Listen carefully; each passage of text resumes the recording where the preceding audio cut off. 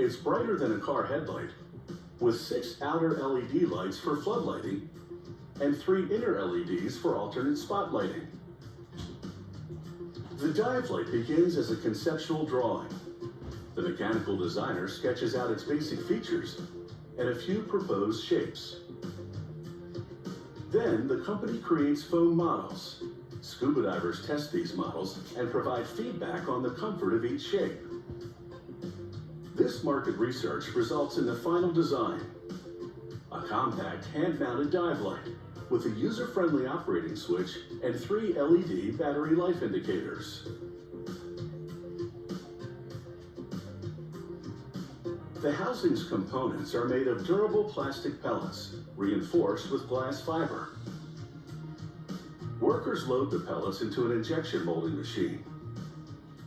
The machine melts them and shoots the molten plastic into the proper mold for the component they are making.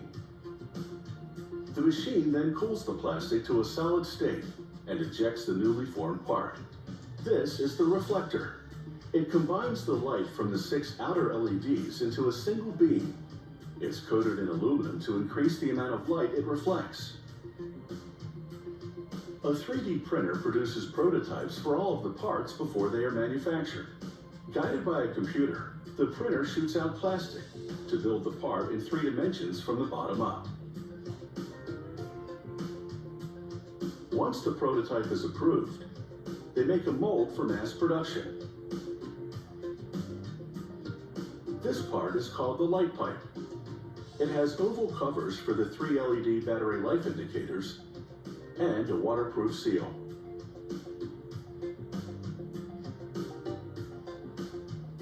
Once all the housing parts are molded, assembly can begin. They insert the light pipe into the main body of the housing.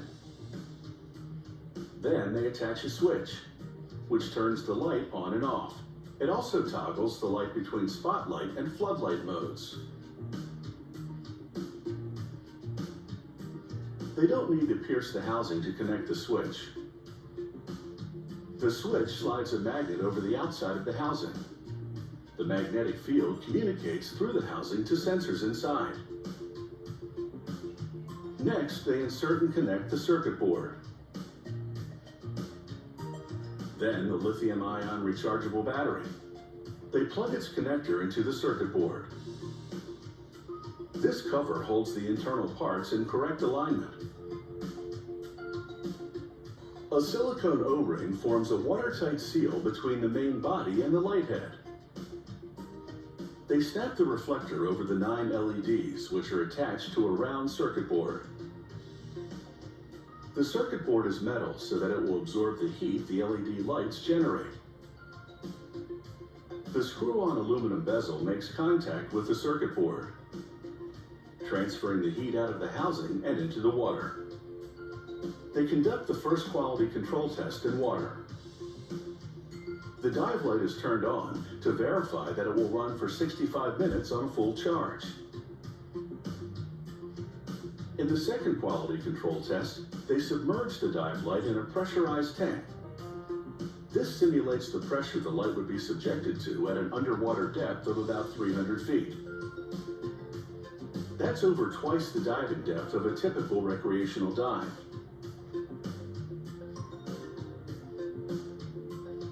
If the light doesn't spring a leak, it passes the test. They fully recharge the battery, which takes 2.5 hours. At full charge, all 3 indicators light up green. As the charge drains, the indicators change from green to orange to red, then to flashing red. So scuba divers are never in the dark about how much juice is left in their light.